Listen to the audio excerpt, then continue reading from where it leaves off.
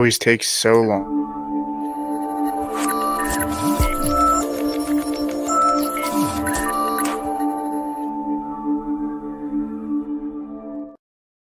What's going on, guys? Pete Nova here with the Faceoff Sports Network. I am back today to talk a little bit of a Dynasty Trade Special. We're also going to talk some 2025 rookie draft picks as well. I'm joined by my colleague Matt from the FF Mediators. Matt, what's going on, man? Oh, nothing much, man. Happy to be here. Ready to talk some fantasy football, draft, dynasty trades, of course. All the good news. Yeah, excited as well. I mean, things are kind of heating up. We obviously have free agency that's approaching next week. So a lot to kind of things are going to start coming quickly, and excited to kind of see. We've obviously seen some moves happen as of late. Deebo Samuel gets traded to your Washington Commanders. We just saw the Geno Smith trade as well, and we have also the possibility of the DK Metcalf trade, right? So I think this is all these things are pretty much fluctuating, different values up and down for players, right? And we're seeing that be reflected, especially if you go to, Keep Trade Cut or the Dynasty Data Lab.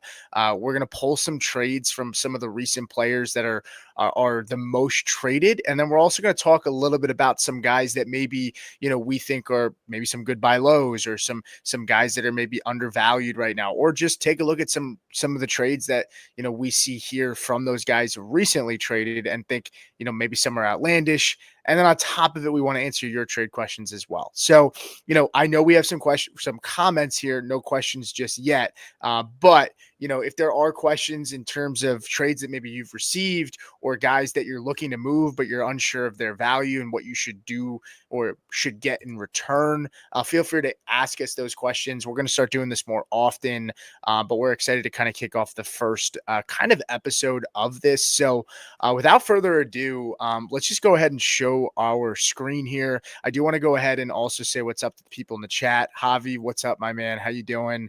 Big Draft is here as well. Some great dudes. Appreciate you, my guy. Asa, who's doing some awesome content. We're going to drop a new video from him in probably the next hour.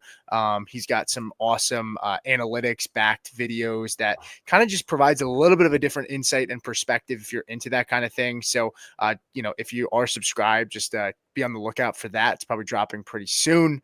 And yes, Tommy Cutlets is back in New York. Mike Giesecke also back in Cincinnati, which just broke recently. And then Javi said, if Seattle gets Sam, I put my money on the DK staying in Seattle. So I guess my comment on that before we jump in, we're going to talk DK. So why don't we hold off on that, and once we get to DK, we can kind of talk a little bit about how we see that playing out and talk a little bit about his value. But the first guy that we're going to talk about today is going to be Deebo Samuel of your Washington Commanders. Now, Matt, I guess before we jump into Deebo, right, he is the top traded player as of recently in the last 30 days. Your Commanders, right? What do you expect from him? I mean, is it a good football move and maybe not as much fantasy wise? Do you like both? Like, what do you think of this trade that the Commanders did to acquire Deebo Samuel? Yeah, I mean, football wise, it's a great move. Washington needed depth. They only had 3 wide receivers under contract. Well, now they only have 3. Before it was only 2. It was Luke McCaffrey and Terry McLaurin. So adding Deebo is much needed depth, and it's also talent. You can't win with Noah Brown on the outside, and that's no disrespect to Noah Brown. He's a solid player, but he can't really command that volume. So I'm excited to have Deebo in that offense. I think it's going to be good. I'm not expecting old Deebo. He is getting older. He's 29. But that doesn't mean that we should just put him on the shelf and be done. He's got some fantasy value. So I expect if you're in a dynasty window, he's a perfect go buy. I mean, it's worth the shot. He's pretty cheap right now, and his stock honestly could rise, in my opinion. Yeah. I definitely, so when looking at Deebo, right, and thinking about what's gone on recently, last year 10.2 points per game. Year before that, though, 16.3 points per game, and then 13 points per game before that in 2022. And then obviously had that explosion year in 2021 where he had 21.2 points per game. Over his career, he's averaging over 10 points per game. So kind of really viewing him at this point as really more of a flex option, maybe a wide receiver 3 in leagues that, you do start 3 wide receivers. I think that's probably fair to say at this point. Is that accurate in your opinion, or am I undervaluing him at this point in his career? I think you're undervaluing him. I don't have the number in front of me. I know I was talking with Hoff about it, but I think Washington has something like 61% vacated targets. It's Hmm. an insanely high number. So there's volume there to be had. And when you look at this keep trade cut rankings you've got in front of us here, Deebo Samuel is wide receiver 50. Do you know who's ahead of him? Jacoby Myers. Would you rather have Hmm. Jacoby or Debo? I'd rather have Debo. I think I'd rather have Deebo too. I mean, unless you're really high on the Geno Smith trade. Yeah, I don't. I think I'd probably prefer Deebo for sure.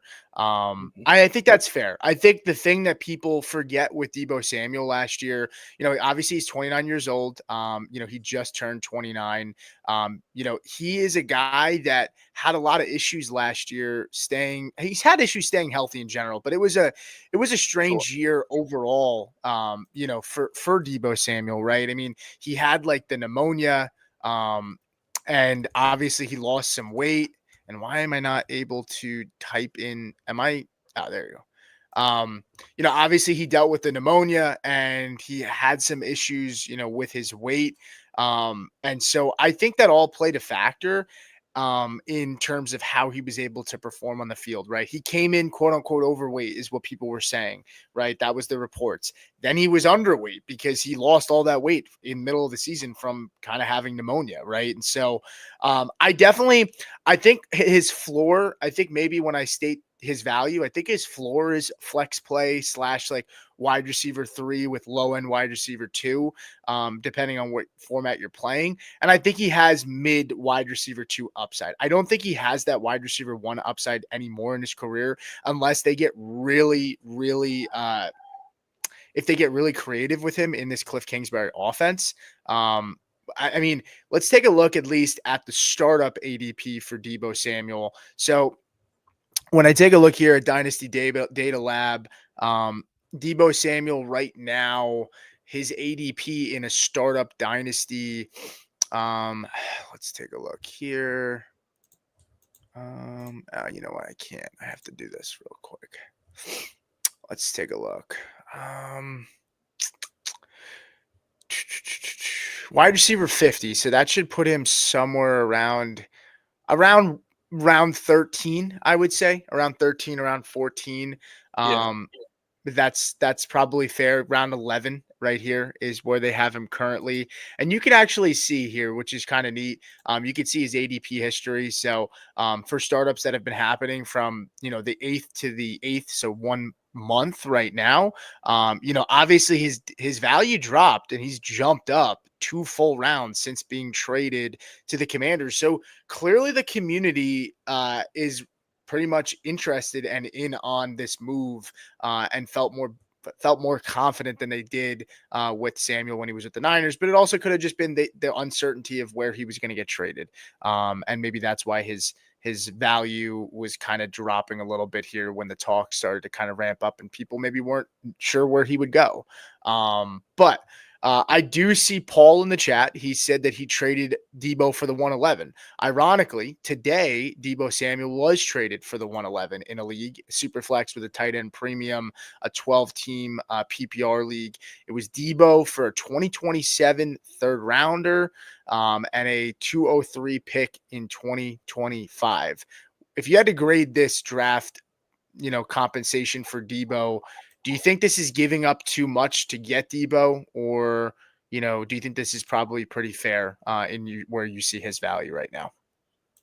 Yeah, I think that's probably closer to fair. I mean, you're just Okay. kind of dropping back a few spots from the 111 to the 203. So, if you view this draft as the way I view it, and, these tiers are pretty big. So for me, it's basically the 102 to the 107 is a full tier.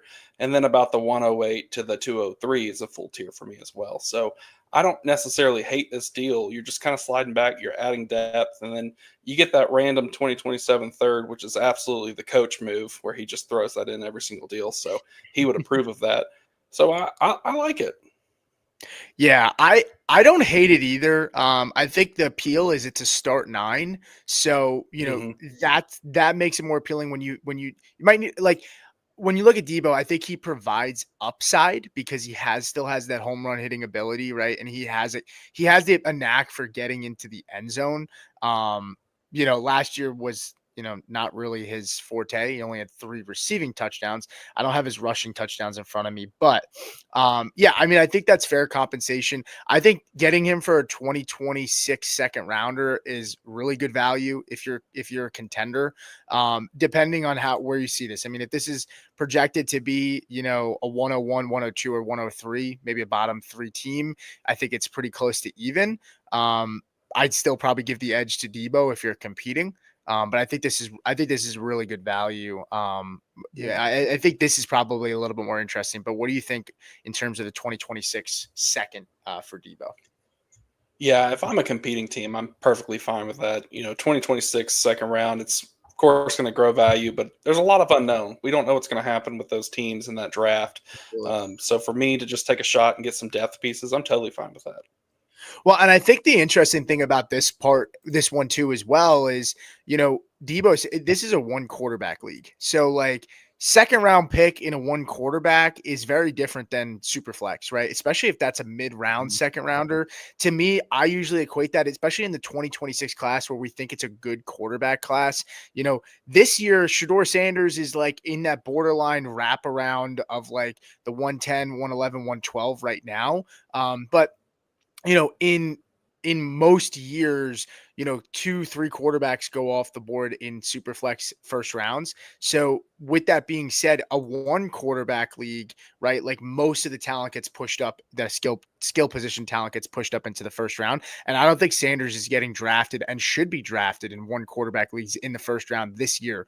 And Cam Ward's probably in that back end of the first round, depending on your need for a quarterback.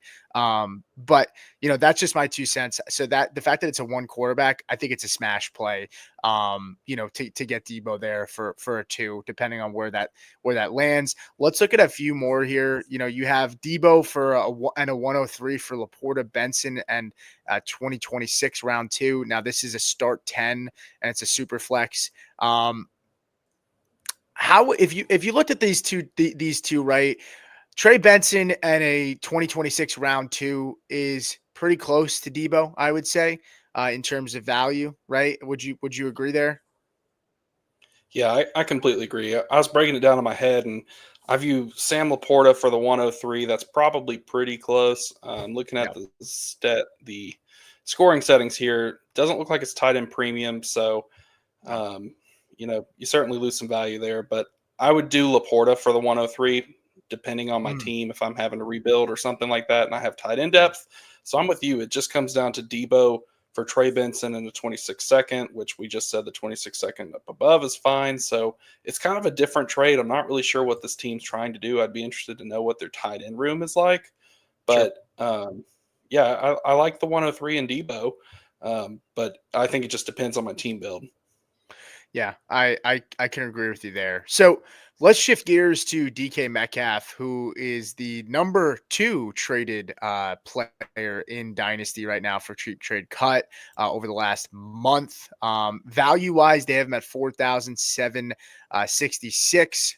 Wide receiver 23. So pretty much Deebo is wide receiver 50. We're looking at wide receiver 23 now. Now, with that being said, the difference between wide receiver 23 and wide receiver 50 should be a pretty big gap. So we should see compensation be much higher in these trades. I'm interested to see. You also get a guy that's 2 years younger, who I think has more in the tank than Deebo and can probably provide more at this point. Though I have been disappointed in DK Metcalf just in general. I feel like he's kind of been a little bit of a disappointment to me in his career based on his skill set. There's some things in his game that I don't really love. But DK Metcalf, right? I mean, in terms of the wide receiver 23, do you think that's a fair ranking? I mean, that pretty much lands him as a low end wide receiver 2. I think that's pretty fair to say right now until we see a landing spot for him. Would you agree with that? Yeah, I think I might even push him down a little bit further, and Okay. people might not like that, but I think with this upcoming class, there's a few names where if they get drafted to some decent spots, I could see them pushing him down. So I'm just kind of preparing for that. So in my eyes, 23, it's probably pretty close, maybe somewhere 25 or 26 for me. Yeah. But when looking at his value, a lot of this also depends, does he get moved? And so I'll pose the question to you. Do you think he gets moved or do you think he stays in Seattle? Yeah, so I mean that's kind of interesting, right? Because obviously Javi posed that question, that response before. I think he's out. I think he's done. I don't think him wanting to be moved had anything to do with Geno Smith. I don't think Geno Smith or Tyler Lockett moving on makes DK want to stay because they get Sam Darnold. To me, the reason DK wants to leave is he wants a bigger contract. I think he's tired of probably playing in shitty weather in Seattle, Washington.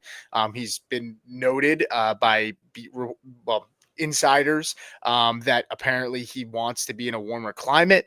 And I just think right now, I think he just wants to change the scenery. I don't think that's going to change unless the Seattle Seahawks pony up and give him a really large extension, which I just don't see happening at this point. So I think he is on the move. Now, we could speculate where we think he's going to go, but before we do that, I did want to note, right? We talk about him being valued right now, dynasty wise, as wide receiver 23. Now, I think that is probably more bullish on people thinking he's going to be in a better spot than he was in Seattle. Reason being is he's 27, right? It's not that old. It's not that young. This isn't a 24-year-old player. But when you look at his points per game over his career, wide receiver 23, he's only eclipsed beat out that number of wide receiver 23 in his career on a points per game basis 3 times out of his 6 seasons, right? Wide receiver 30, wide receiver 22, wide receiver 24, wide receiver 20, wide receiver 10 in 2020, and then wide receiver 41, right? I think Anthony kind of said it perfectly. I used to kind of go back and forth with him because I loved DK Metcalf with the Ryan Grubb, like higher. I thought it was going to be a smash play for them. He loved JSN at his value. Anthony ended up being more on the winning side of that argument. DK did have a really good year to begin, but he kind of fell off. But we're all chasing that 2020 season with DK Metcalf right now, right? That 10 points per game. I mean, that 10th in points per game at 17. Really, he hasn't been inside the top 20. He's only been inside top 21 time outside of that, and that was 2021, where he was wide receiver 20 in points per game. So I think wide receiver 23, I agree with your statement, Matt. I think maybe probably push him down even a little further at this point. But if he gets a landing spot, right, where, we're looking at him going to, say, going to the New England Patriots with, Drake May, right? Does that landing spot, if it was with Drake May there with that deep ball, would that move him up in your rankings? And do you think wide receiver 23 is justified? Or do you think it's probably right around where he probably would be if he landed there? Or what are your thoughts? Because I feel like the price, his value is probably built into where people think he's going currently. I think that's probably why he's being traded as much as he is, because people are buying in on the landing spot. Totally agree. That's exactly what I was going to say. Is I think the landing spot is almost baked into the price currently. I'm not going to deny if he went to New England, I think that's a little bit interesting. Drake May, what's the ceiling for him? Is it better than Geno? I feel like I want to say yeah, and I don't think that's crazy to think. I mean, they're looking for a one. If they can bolster up that offensive line, it opens them up to maybe make a pick at number 4 and take a tackle, take the kid from Missouri, or take Will Campbell, something like that to help, make Drake May better. And then he also gets a legitimate wide receiver, because right now they just have a bunch of wide receiver 3s on their roster. Yeah. And so it's funny, right? So Dynasty Data Lab right now. So this value for keep trade cut, right? They pull from various sources, and a lot of it also has to do with when you come into the actual website, it makes you do a keep trade cut for 3 players, right? And that's also part of what makes their value go up, makes their value go down, right?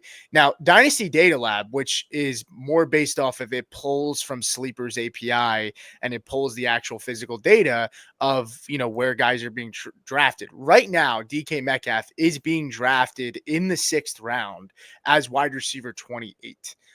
So he's not wide receiver 23 for Dynasty Data Lab, where people that are actually physically making trades right now, that are drafting right now, it's not being reflected, right, as wide receiver 28, as wide receiver 23. He's being drafted more as wide receiver 28. Now, I say that because it's important to keep in mind that, keep trade cut, right? This is like what people perceive him to be, right? But Dynasty Data Lab is pulling from actual drafts that are startups where, you're putting your money where your mouth is, right? Like Tyreek Hill is being drafted one spot in front of DK right now in startups, which if it were me, I would probably bank on DK over Tyreek. I'd rather have him. Guys around him, I think I'd rather have DK over Jalen Waddle right now. Him and Pickens are interesting. I would need to see the landing spot, right? And Pickens is somebody that we're actually going to get into pretty soon. But are there guys in front of DK for you, Matt, right? You have Chris Olave, Zay Flowers, Terry, Jordan Addison. I'm not going to go up much higher than that because I think it's pretty I think we could agree that he's not higher than any of those guys, but these guys around him, do you like Ricky Pearsall more than DK Metcalf at this point, who's a little bit behind him? Yeah. Ricky Pearsall, that one's interesting. I'm not sure I'm ready to put Pearsall ahead of Metcalf just yet, and that might not be fair to him. Who he played well at the end of the season, but I know what DK is, and I know I'm going to get stable production. Whether it's not the guy that finished wide receiver 10 overall or higher than that, we'll have to see. But I do look at the names, and DJ Moore's ahead of him. I don't know how I feel about DJ Moore. I'm a little bit torn on that. Okay. Yeah, and that might be a hot take. You mentioned Tyreek Hill. I would easily take DK over Tyreek Hill. Would you take DK over Terry McLaurin? I love Terry McLaurin. He just had his best season. I would not. I mean, he's a little bit younger. I think that relationship has been established with Jaden Daniels, and I can only see it getting better.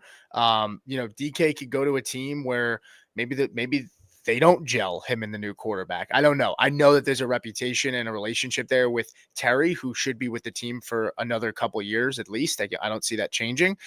So I would definitely prefer. Now, you talk DJ Moore. I personally prefer DJ Moore over DK. I'm also a very big DJ Moore fan. I think he's somebody who, this is a guy that's averaging, 140, 136, 118, 162, 118, 135 in terms of targets, outside of his rookie season. Like, this is a guy that demands targets. And with Ben Johnson, I am intrigued. I don't think Keenan Allen comes back. So I definitely prefer DJ Moore, but I look, I get it. Some people aren't as high on him as I am.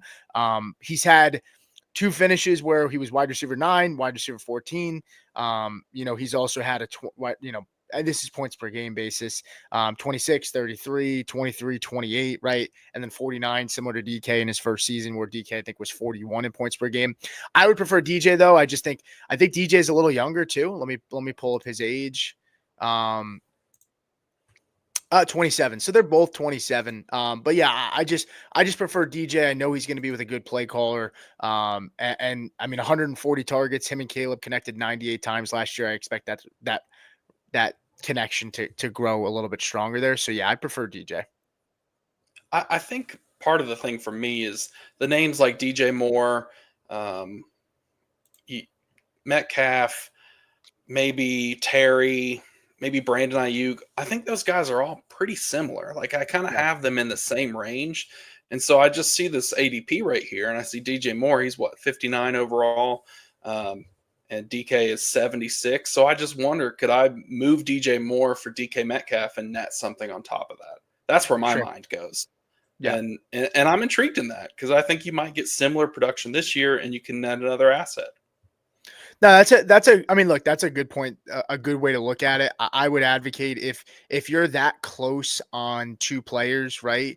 Obviously, take the guy at the discount, which right now DK's going almost a full 2 rounds behind DJ Moore. So at that rate in a startup, yeah, I mean, if you feel like DJ and DK are pretty much on the same level, then absolutely. I would say I think I prefer Jameson Williams over DK Metcalf too at this point. I mean, obviously, I'm a I'm little with you. concerned with Ben Johnson, right? But I just think Jameson Williams showed me a lot last year, and I'm bought in. And I wasn't prior to the season. So, but we'll look at some trades on DK Metcalf, and then we want to get to Jamie's question about Kenneth Walker next. But recent trades for DK Metcalf, you have a 2026 first round pick and a super flex.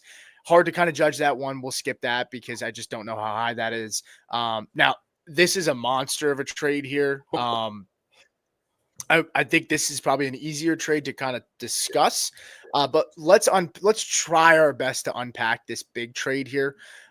So for those listening at home that aren't watching, you get one side gets DK Metcalf, a 2027 round 1 pick. Not sure how high that is. Kyler Murray, Jonnu Smith, a 2027 round 2, a 2026 round 3, and a 2025 109 for Brock Bowers, the 101, and Jerry Jeudy. Now, keep in mind, this is a 1 quarterback league.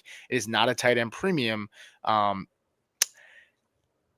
are your thoughts here, Matt? I mean, a quick answer for me would be I'll take the package over the Brock Bowers side. I don't know what your thoughts are, though. I want you to take a swing at it because I'm doing more of the talking, and you're probably running numbers in your head now, and you might have a little better of an idea while I take a second. But what are your initial thoughts on this trade? Which side do you prefer? Man, a monster trade. I can't imagine if this was sitting in my inbox, it'd take me an hour to break it down. But my initial thoughts are I have a really hard time moving Brock Bowers just because I think he's the best tight end in the game. He's Yeah. super young. He's going to continue to grow. He's not going anywhere. And then you've got the 101, and I dream of having Genty on my team. That's really interesting. Jerry Jeudy, I'm not too interested in Jeudy, to be honest. So when I'm sitting here breaking it down in my head, I know that Brock Bowers is worth probably at least 3 firsts. Now, it's not a tight end premium league, but I'm going to want 3 firsts, and I want 3 meaningful firsts. Sure. So the 109, not quite that. A 27 first, that's so far away. Like, I get it's going to grow in value, but I don't really want to think about that right now. Kyler Murray, it's a 1 quarterback league. He's probably a top 12 quarterback, so you're going to have a plug-and-play starter there. And then DK Metcalf, he's a serviceable wide receiver. So I really struggle to break this down, but I think knowing me and how high I am on Bowers and knowing what I could do with that 101, whether I'm drafting Genty or I'm moving it, I'm going with Bowers, Jeudy, and the 101 just because I feel like that's the more immediate value right now. And I think I can do more with that on my team than the package. Yeah. So having a second to break it down, right? I think Metcalf is worth like a 111, 112 in that gray area where, there's always if he's not, people always see first or second round and they think that's always a big thing for shock value when it comes to making trades. He's in that gray area where people will be like, I would never trade him for a second. Right. But at the same time, people will be like, I'm not giving up a first for DK right now either because of his production. But let's just say he's somewhere at the 112, right? He's a first, late first.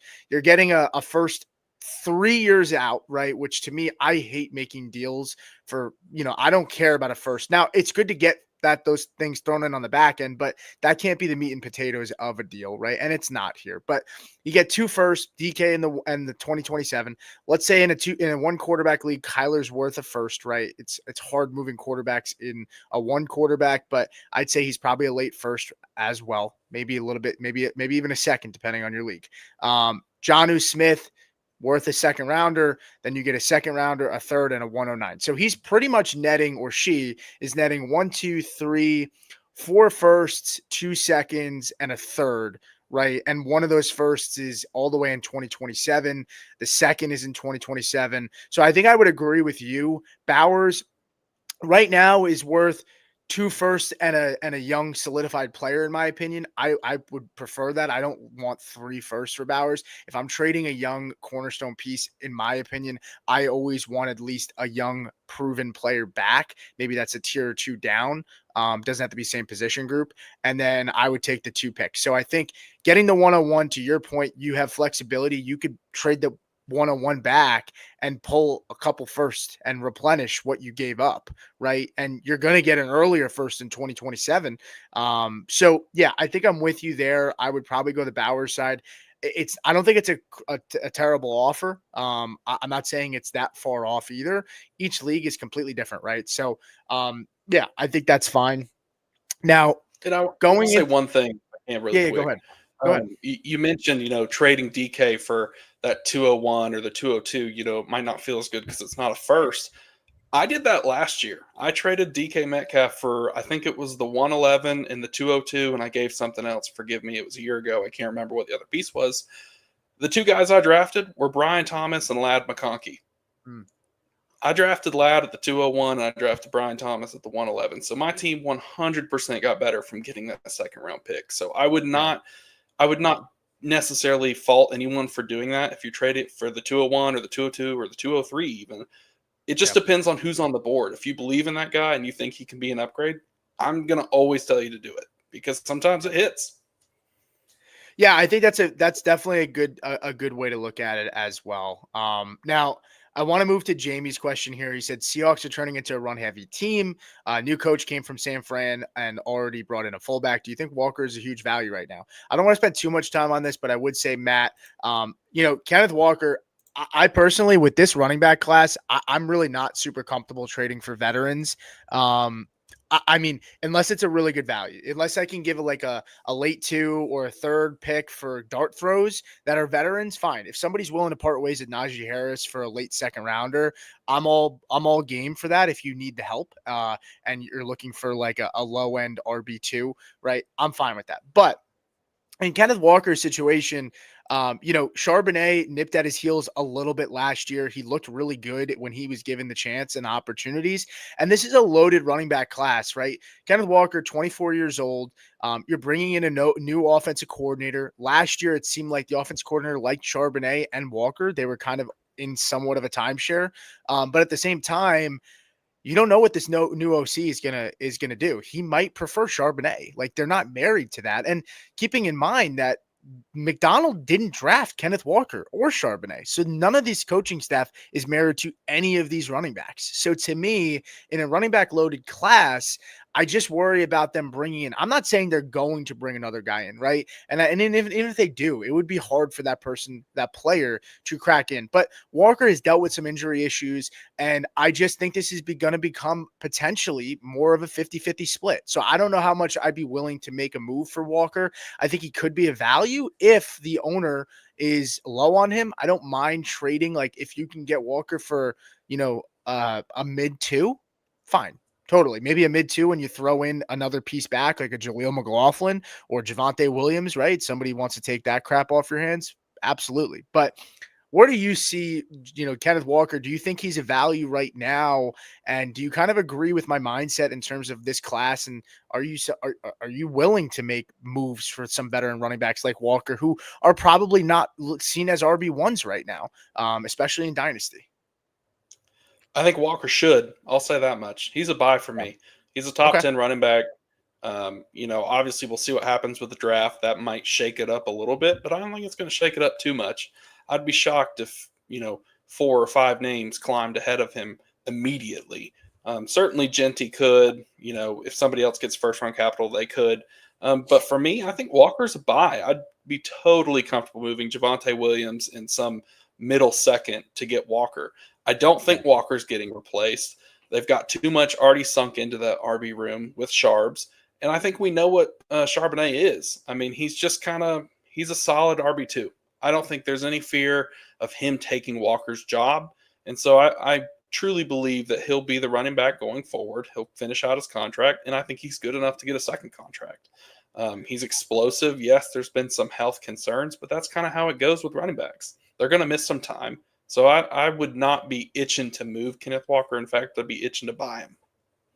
I think that's totally fair. For me personally, I don't mind if you're giving up a 2 and a depth piece, right? Like that's really I'm not moving a first for Walker right now. To me personally, I just don't love trading for veteran running backs right now. Value adjacent running backs right now. Let's take a look real quick. Right now, it has Kyron Williams, James Cook, and Amarion Hampton ahead of Kenneth Walker in value. Do you agree with those three? I mean, obviously, we don't know Hampton's landing spot. Let's just assume Hampton goes to the Chargers. Okay. Hampton's the Charger. Do you agree with these three having them ahead of Kenneth Walker, or where would you have him? Kyron Williams is the one where I'd wonder just having him a slot behind Walker. Yes, I agree. But they're close. And so the way I kind of view this too, Pete, is if I'm sitting here and I'm looking at acquiring Kenneth Walker, yes, the name of Amarion Hampton to the Chargers sounds so much better. But let's say that you lost your championship, you've got the 111, you need a running back really, really bad, and 4 go in the first round of the draft. It's a dream scenario. Do you think you're going to get one of those guys at the 111? I doubt it. You probably No, won't. probably not. So I think if you could take the 111 and move it for Walker and you need a running back and he fills a hole and he's not replaced, I'm fine with that. So I think it just depends on how your draft board falls. I wouldn't necessarily go itching to move picks right away. Because again, a lot of this it's pre-draft. So we don't know these guys' landing spots. We don't know where they're going to go. We still have free agency. So there's some questions to be answered. I'm fine with Hampton being above him. I'm fine with Cook being above him. Kyron Williams, if you want to put him above him, I'm not going to fight you too much. But I think that there's value because you can't necessarily assume you'll be able to use your first and fill a running back need. Because I think there's a real chance if these running backs get significant capital, which is very possible, they're going to go really, really high in drafts. Yeah. So looking at right now, Dynasty Data Lab, they have Walker and startups here at the 6th round as the RB 13, right after the 106. So he's pretty much valued between 106 and 107. Now, this is market value, right? It's never a cut and paste. This is what you'll get back. If you're buying a player, unless the owner is down on that player and really wants to move them, odds are you're going to have to pay over market, right? So assuming that that's what it is, I personally, I don't know. Would you move Walker for the 106? Because this is how it has it valued, right? He's in between the 106. He's closer to 106 than 107. So let's assume he's a 106. If you needed a running back, that I don't think that would be too rich for me. And I also think Amarion Hampton is probably going to be close to that between the 103 and 106, depending on where he goes, right? He could even be 10 in the top 3. I mean, super flex, it's probably Cam Ward, Tet, and Ashton Genty. And then it's going to be between that 4 and 6, where guys' landing spots are. And that's probably how it's going to settle. And he's probably going to be between 4 and 6. But at that point, would you move Kenneth Walker for the 106? Like, is that too rich for you? Because to me, that's too rich. I don't think I would go that far. Yeah, I mean, it is pretty rich. I won't deny the 106 might be a little bit too high for me. But, I'm looking at the names around it here, and you're probably going to pick on me. I see Chase Brown above him. I would absolutely take Walker over Chase Brown. I'm on the fence with that, to be honest with you. I think shelf life wise, I think Walker has a better chance of sticking in the NFL longer. I do worry that Chase Brown could be a flash in the pan because of his skill set, which long term from a dynasty standpoint. Now we're talking redraft. I might take Chase Brown over Kenneth Walker when it comes to redraft season because we're not looking from a future standpoint. Walker's 24, he's still young, and I think he projects as a guy. He's not a bad pass blocker. He's going to be able to find a role, even if he wasn't with Seattle long term. But okay, so I think we kind of talked a decent amount about Kenneth Walker here, and these conversations will continue to evolve. I'm excited. Obviously, next week once free agency hits, these conversations are going to change, right? And some of these values are going to change as well. Now, the role did ask, said drafted DK at the 410 in a 16-man Superflex standard league. What are your thoughts? So I did the math on this while we were talking, and that would be the equivalent of pick 58, right? So pick 58 would have you somewhere around here, which is kind of close to DJ Moore, which you said you prefer DK over DJ Moore, but I don't know for you if you would draft DK here as well. That was not what you were saying. You were saying Yeah, that it was you prefer DK at the discount because you don't see much of a difference between the two of them. Is that correct? 100%. DJ Moore is a bubble screen king. Coach would be backing me up right now if he was with us. But yeah, I'm totally with you. I would not draft him that high. Now, I'll give the role a little bit of credit here. You know, in a 16 team league, drafts Yes. kind of get a little bit different. Yes. A lot of things can happen, especially it being a super flex. You know, I'm sure quarterbacks and wide receivers went flying off boards. So I would be interested to see that draft board. So I'm not going to give him too much hate on that, but it's probably a little bit too early for me.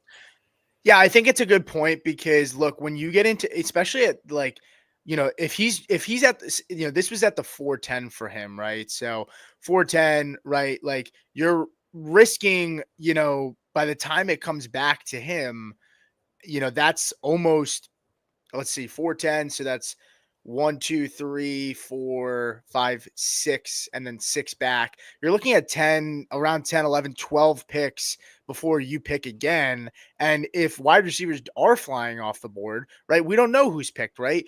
Like at this point in time, like some guys that you might value, better than DK might be off the board behind him. So, yeah, I don't hate it. I think I would probably prefer to have waited around if possible. But to Matt's point, I don't think it's bad because at the end of the day, in a 16 man, like you don't want to take risks of being thin at a position because you're trying to kick the can down a round or two to get value. Right. Like I don't worry too much about value in leagues that are deep like that because I don't want to get screwed where now I'm sitting here taking Tyreek Hill in 2 rounds later, who is an aging asset. And because I didn't want to go ahead and just take a guy a round or two earlier than maybe some would, right? I think that is that a fair Yeah, way to kind of put it? 100%. Because I think you're staring down the barrel of is the question of being, you know, all that he had to choose from was DK and then a guy being at like Jalen McMillan at his next pick. Like, Right. would you be comfortable with Jalen McMillan as your wide receiver too? Heck no. No. And we don't know. And again, that's a fair, like all of these guys could also have been picked already, right? Mhm. We have no idea. We don't know what's on the board, right? So I'm fine with it. I think that's fine. Now, Paul said, which do you guys value more, Brees Hall or the 103? So before we give our opinion on it, let's just see where Dynasty startups value him right now. So Brees Hall is here going in the 3rd round. The 102, honestly, I would, depending on your team, I would probably prefer the 102 over Brees Hall, depending on your team, right? I think if you need a quarterback, that's Cam Ward, right? And if it's a super flex, he said it's a 1 quarterback start 9. So that makes it a little bit different, right? But it just depends. I mean, again, Matt, if You're making Omar a and bet. Yeah, right. you're I mean, making a bet. Is Amari Hampton better than Brees Hall? That's the question. right. That's pretty much what you're getting at. Or you might be trading Brees Hall because you have good running backs and you're looking for one of those receivers. And that could be Tat McMillan, right? Or it could even be fucking Matthew Golden, possibly. Set at wide Mhm. receiver. My running backs are Kamara and Connor. So you're taking risk here, right? But I also think Brees Hall's a guy that's had some injuries, right? He obviously tore the ACL. He was banged up last season with his knee again. I think it was the opposite knee too. I don't remember which one. And then you have 2 aging running backs in Kamara and James Conner. Honestly, I would be trying to get a little bit more, right? If you can get the 102 for Brees straight up, I would do it. If you're the Brees owner, right, and you're trading Brees, I would try to get the 102 and maybe another young player that like a, I don't know, some young player that maybe you could take a chance on, right? Is that fair to say too? Because you have to look at it from the buyer and the Yeah. seller side too. The 102, you're trading that for Brees because maybe you're not sold and you want a guy that you've seen done it, right? And then if you're the guy that's trading Brees in this situation, you have two aging running backs behind him. He's dealt with injuries. They have quarterback question marks. You don't know what this offense is going to look like. And he's dealt with injuries, right? And maybe you just want to re-roll the dice, and maybe you do like the situation for Omarion Hampton better. So I think that's the best way I would put it. If I'm trading Brees, I'm trying to get 102 and maybe even a kickback, a second round pick in the year after, right? I'd be cool with that, right? Or Brees Hall and fuck it, like In the I don't know, 203. and the 203, Would right? you do it for the 203? Yeah, You take whoever yeah. falls there. I'd be interested in that. So recent trades here for Brees Hall. Let's see if we can find one that's just straight compensation, right? Just straight draft capital. You have Brees Hall in a late second for Brooks in a first. So that's kind of similar, right? Except you're kicking in a second. I mean, I wouldn't want this deal, but I don't know how high Yeah. that first is, right? I would want a better asset than That's Brooks the because I have question. no Is it idea. the 101 or, Yeah. is it Now, the 107? this one's interesting. This is a super flex. I don't know the person's quarterback situation. I love Matt Stafford, one of my favorite quarterbacks to watch in the NFL. I think dynasty value wise, he's probably bottom of the barrel right now. And he's a guy that can probably get you quarterback 2 numbers, but there's not much of a future there. You just really don't know. He did sign an extension though, right? But I would take the Brees Hall over this unless I was really desperate at quarterback. And at that case, I'd be looking for a better quarterback than Matt Stafford. Is that fair to say? Totally agree. Okay. Brees Hall. Okay, here you go. Brees Hall for Jonathan Taylor and a first in 2027. Now, I hate trading for fucking picks 3 years down the line, but this is actually a trade I would do. I know it sounds crazy. I don't think Jonathan Taylor and Brees Hall are that far apart. And Taylor, I would prefer Brees Hall if we were doing a redraft, right?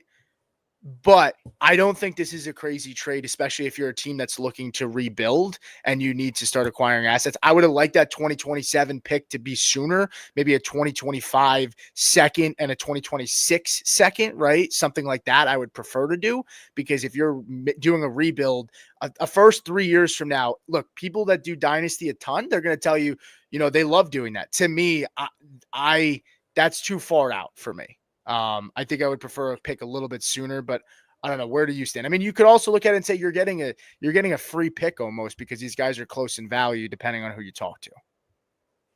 That's where I am. I view it as a free pick. Yeah, it's several years down the road. This is the one where you have to measure your league. What type of league are you in? Is this one where the owners are committed and they're going to be there and the league is going to survive? Because otherwise, this 27 pick is nothing. If you're in a league that's, a home league and people are paying prepaying first that they've traded, so I would strongly encourage that, especially in situations like this where you're trading 2 years away. Then I'm comfortable with it because you're getting that free dice roll. That pick's going to accrue in value in 2027. We already know the wide receiver class in 2027 is going to be unbelievable, with true freshmen playing like crazy. They are at Bama, Ohio State, Michigan State, but we can talk about that in the future. So for me, I'm totally fine with sacrificing a little bit of value to get that first later on, because I expect their production to probably be pretty similar this year. Yeah. Okay. Now going back to Paul, right? He said I would be getting Brees potentially in this deal. So he's giving up the 102 and he'd be getting Brees Hall. Yeah, man. I don't think it's a bad trade depending if you're contending. I think that's the biggest thing too, Paul. If you're a contender, the 103. 103. Sorry. Did he say 102 before though? Initially, or what? Or we just keep saying 102. Oh, you know why? Data You know what? When we looked at his value on here, he was getting drafted next to the 102. Yeah, that is why. Yeah. It's not a big difference to me if it's 102, 103. I mean, that could be the difference between Hampton or Tet, but again, this is a one quarterback, so that's probably what you're looking at there. By the way, and I had a feeling this was going to happen, but Chiefs are bringing back Hollywood Brown on a 1-year deal. Kind of a bummer for Hollywood because I felt like he signed a 1-year deal with them to then get a big deal after, but obviously the injuries didn't help him. But we'll get into we can get into that more on a later date. But to kind of close the loop here for Paul, if you're competing, Paul, I think you're okay trading for Brees for the 103 if you're contending. But you have to really know your team. You have to take an honest look at your team and say, is this a contender? You have two aging running backs in James Conner and Kamara who have been productive, but it's just really a ticking time bomb for when those guys eventually possibly fall off, right? I mean, would you say Brees that's is fair? a 24, so you get a Yeah, little bit of youth in your room yeah, too. So there's something to think about that. yeah, But really, Paul, what I would do is I would see if you can get anything on top, yeah, literally anything on top of the 103. Because yeah, if you believe in Brees, then we're kind of splitting hairs of whether the value of the 102 or the 103 is worth Brees. But if you can get anything extra, then that's just gravy. So whether that's a second round pick or a third round pick, I would do what I can to just get that extra little asset for your team that you can use later on, or draft another player. yeah. And Paul said he's definitely a contender. So yeah, I mean, I think, and he said thank you. Matt kind of summed it up pretty well. I think Matt's point's valid. Like if you want to do it, I think it's a fair deal, especially if you're a contender. You don't want to take the risk. I mean, totally fine with that, especially given the running back room. Amari Hampton could get a really bad landing spot, right? And then at the 103, you're like, do I want to reach on Hampton or one of these other backs, right? And Hall might be the safer play. But I agree with Matt. I think maybe just trying to look. I mean, you could, in theory, depending on what the owner, how the owner feels, like you could possibly get like a Josh Downs thrown on top or a Khalil Shakir even. Like you could get some guys in this range. And I, like Matt said, I would just be looking to get a little bit added on top. But yes, Wednesday said Worthy arrested domestic violence arrest in Kansas City. Yeah, which they did just go ahead and re-sign Hollywood. I wonder if that had any impact on that. Maybe they're figuring out, Rashee Rice's suspension's looming, and the injury. I don't really know, but they needed to help regardless. They were going to bring somebody in. I just wasn't sure if it was going to be Hollywood coming back or not. Let's go to Cameron Lawson, who said 12 team Superflex tight end premium start 11. Brees and Pop Douglas or Lad McConkey. Interesting. Oof. Now, Pop Douglas is the perfect example of what we said to Paul, where you're getting something else thrown on top. I don't think much of Pop Douglas. I know some people like him. I don't think he's a bad player. Maybe he's close to a breakout. Could be a good PPR player. Fine. When looking at his numbers, I mean, he averaged 8.8 points per game last year, 7.7 in his rookie year, 88 targets, 78 targets. I don't think he's a bad player if you're banking on that upside, right? It really depends on what you think of him as a player. But to me, I'm going with Lad here. I'm going with Lad. I know that I look at it as it's Lad for Brees. Douglas doesn't change my opinion on it no matter either way. But I'm taking Lad in this deal. I don't know. Where do you fall? Yeah, I'm going with Lad. He's a top 12 wide receiver for me, and I kind of closer have him to being a top 10 wide receiver, and I think that might shock some people, but Lad's really, really good, and we've got to respect what he's done, and just the ability to create space is unbelievable. But we're talking about Brees, like you said, this is that get a little bit extra, and Pop Douglas, he's just a wide receiver 3. He is what he is. He's, a little bit of flexibility for your roster if something happens, or maybe a bye week, and you just kind of hope for 8 catches for 50 yards and, you survive the week. But I'm with you. I'm taking McConkey over Brees Hall. I think he's proven and he has a little bit more stability to his value. I mean, he's tied to Justin Herbert. Even if they bring someone in, it would not surprise me if Herbert can support 2 wide receivers, because we see the good quarterbacks do that all the time. Yeah. And obviously, the consensus agrees with us. Lad is being drafted in the early 3rd round. Brees is being drafted late 3rd round. So pretty much like we said, they're close-ish. Like the Pop Douglas is not enough of a throw on top to say, yeah, that's worth Lad McConkey for me. Now, if you're getting Brees Hall and say a better receiver than Pop Douglas, like maybe, I don't know, you're taking a swing Jaden on Reed. like a Jaden Reed. I was like, if you feel confident that Jaden Reed can have a bounce back, now we're having a different conversation. So But appreciate the question, Cameron. He said, I'm on the same page. I have Brees side, and I'm looking to put more value in wide receivers. Yeah, so it seems like you're on the same wavelength. You're trying to move Brees to get Lad, and I think that's a good mindset to have.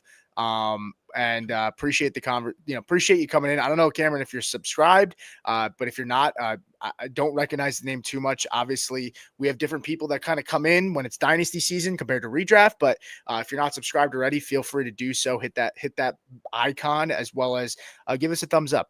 We do appreciate it. Jamie's been in here. Paul has been in here. The Roll Wednesday. Obviously big draft energy, Javi, appreciate everybody that's kind of tuning in. We're going to start doing this more often. It seems like there is a interest from the community for us to start doing this. I think this was a lot of fun. I do want to do one more player, and then we will wrap up because we're about to hit the hour mark. So let's do one more player here.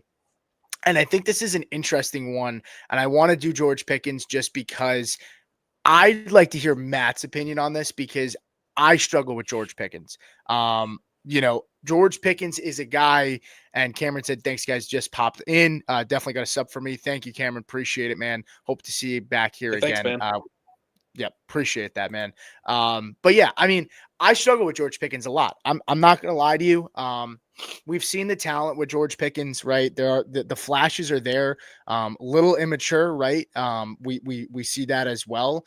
And we don't know the quarterback situation, right? When Russ was on the field, it seemed like he was starting to play better. But is a guy who 35, 36, 48. These are his points per game. But he's a guy that commands the football. 103 targets, 106 targets, 59 receptions on 103 targets is awful. This is a guy that's clearly getting open. These aren't drops necessarily, because, I mean, I could check his drops really quick, but I mean, it drops. He's actually number 4 in drops, but that's 6 drops. Okay. That's not that, when you think of the number 4 guy has 6 drops, like that's not that crazy. That's like a drop every 2 games, less than that. So to only connect on 50% of your targets, 59 receptions, 103 targets means the quarterback plays pretty bad. His air yards are great, 1,400 air yards. Clearly he's getting open.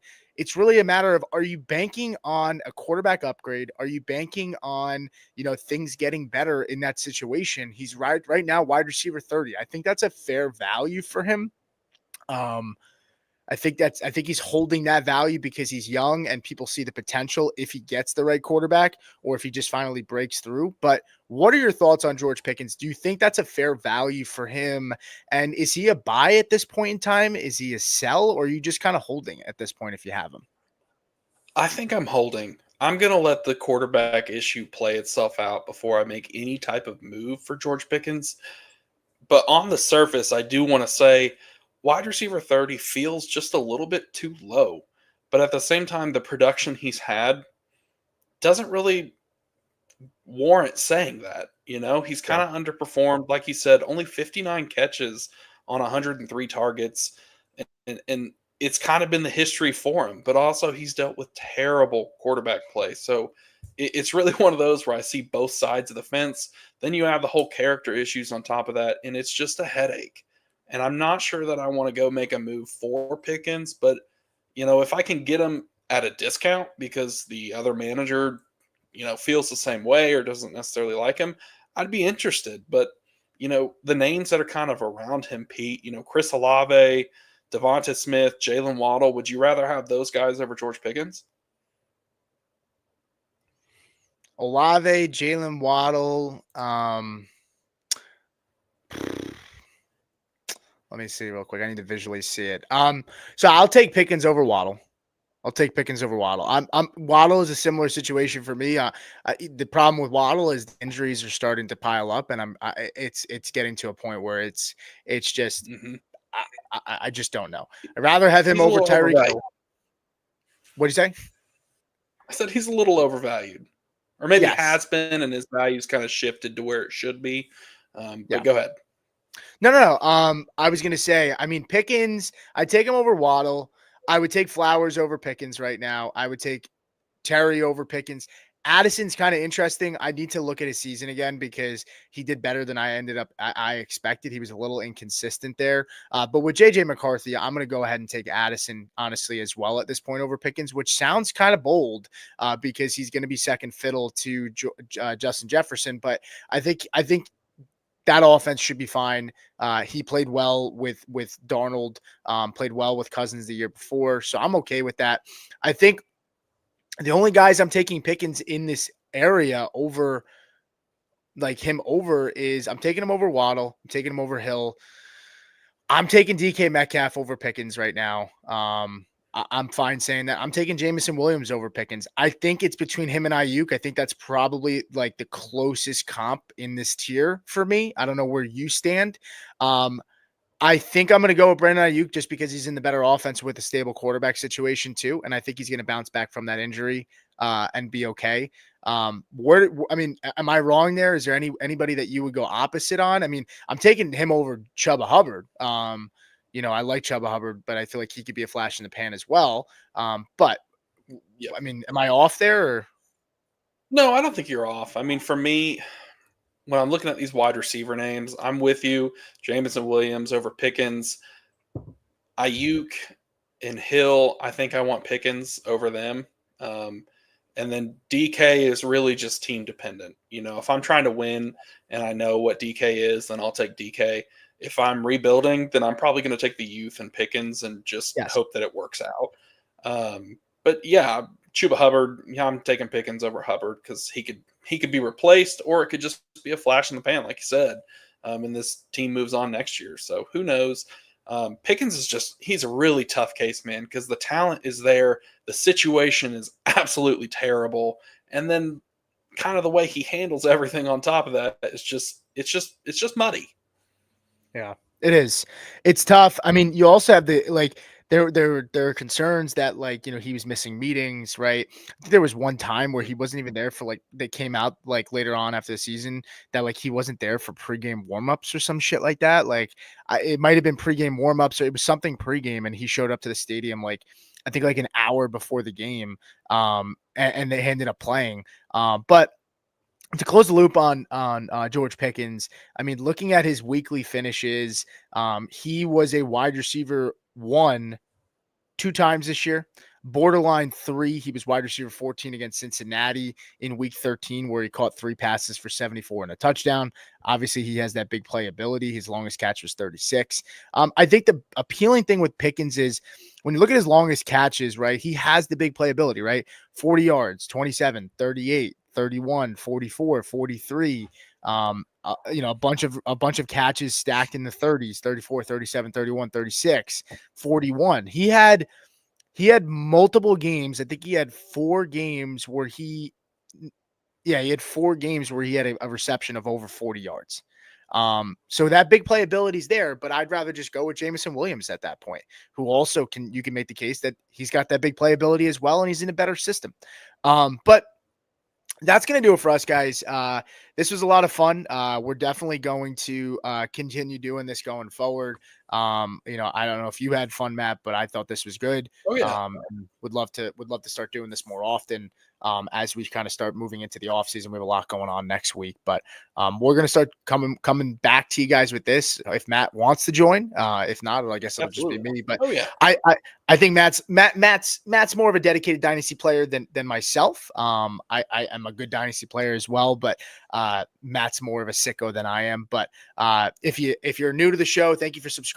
Thank you for watching. We're going to be back this week going live because we do have a lot of stuff going on with free agency, and excited to kind of explore that with you guys. But that's going to do it for us, guys. Enjoy your weekend, and we'll see you guys next time.